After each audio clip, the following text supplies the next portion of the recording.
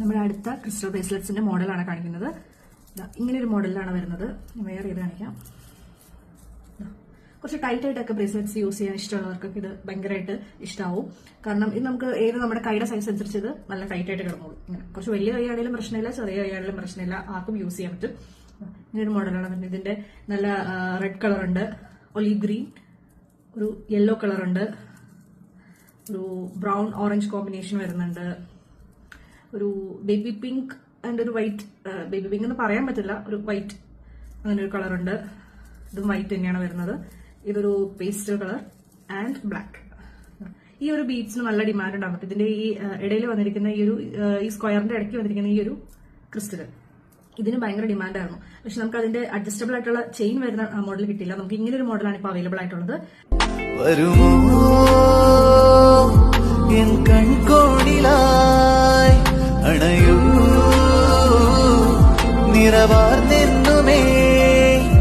അന്നാദ്യമായി കണ്ട നാളിൽ പ്രാണനായി നീ പ്രാണനായി